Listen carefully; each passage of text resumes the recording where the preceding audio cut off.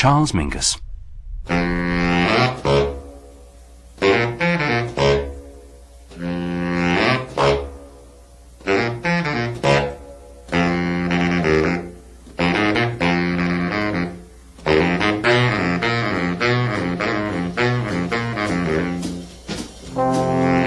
He had what I would call an eclectic attitude toward music. He was not a plagiarist. He would use it in his way.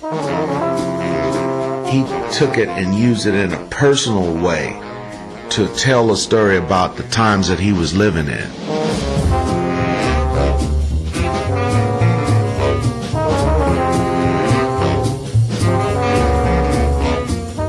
Charlie had a great influence on a lot of people and doesn't get enough credit for fostering that whole free movement.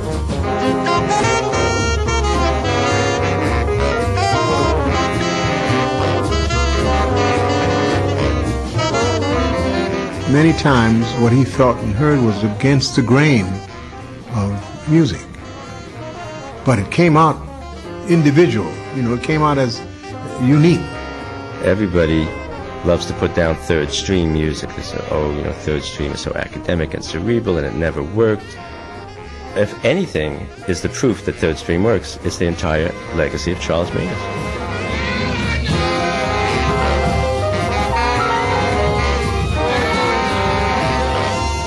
You started out having musicians who could play but maybe didn't read or anything like that, and then pretty soon everybody could read but nobody could play the other way. So Mingus was kind of bringing that back.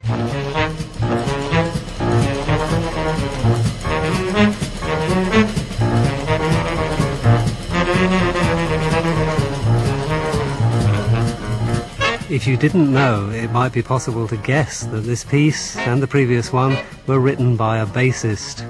But as we'll discover in the next 6 weeks, there's much, much more to be said about Mingus's compositions, just as there's a lot more to be said about his bass playing, for instance by writers Dan Morgenstern, Gary Giddins, and, first of all, Nat Hentoff. I can't think of another bass player who not only possessed his instrument, but it possessed him. First of all, when he was in Los Angeles and studying with a member, I think, of the Philharmonic, he would spend hours on the hardest kinds of exercises, the ones where the fingers don't flow naturally. And then he told me this once, that one day it happened. He stopped thinking of the instrument. He said, the instrument became me. I've never heard anybody play the bass like that.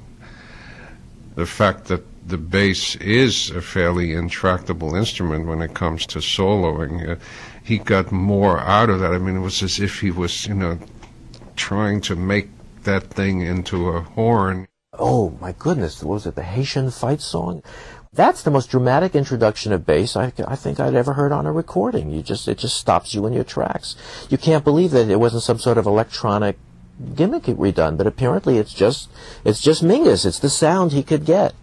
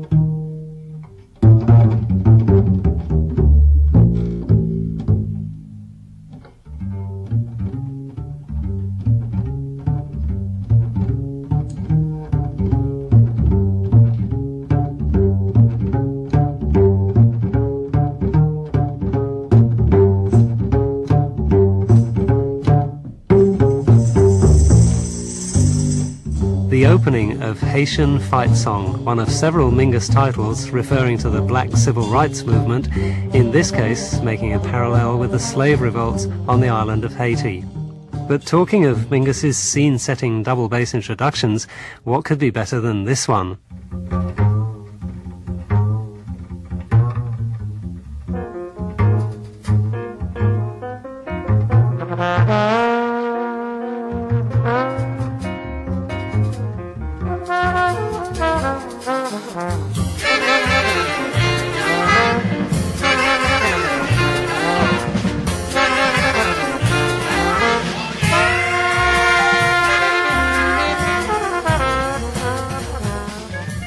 listening to a jazz program on the radio, and the DJ played Better Get It In Your Soul. Tenor saxophonist John Stubblefield. I understood it right away because it was jazz, but it had that church in it, you know, with that 2/4 beat, 1 2, you know.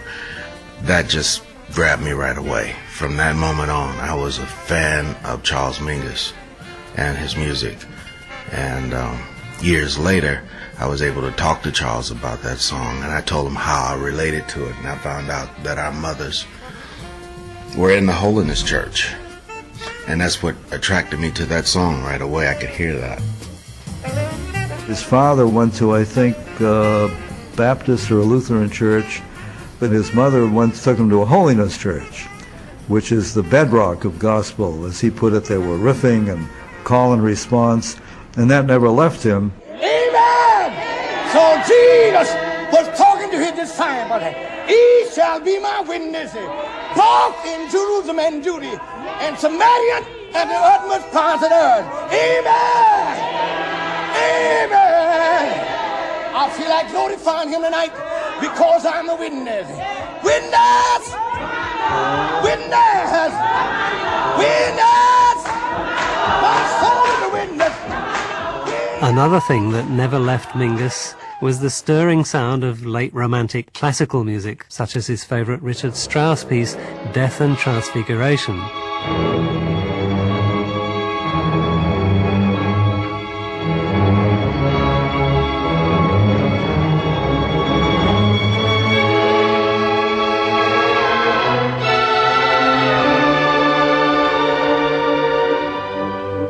The spiritual aspect of such music was something that Mingus often aspired to, and is sometimes said to have influenced his composing.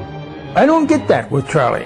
Tuba player Don Butterfield worked with Mingus, but spent most of his career playing under classical conductors. I don't think that there was any particular thing that he that took him in any other direction except the way he was going, to whatever end that was. It was to me, he was an original.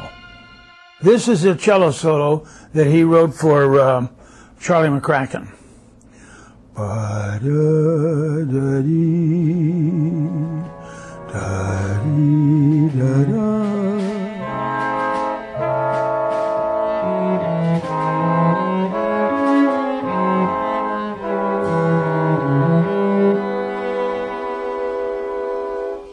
It was so different than anything I had heard. It just completely floored me, you know. I go, my God.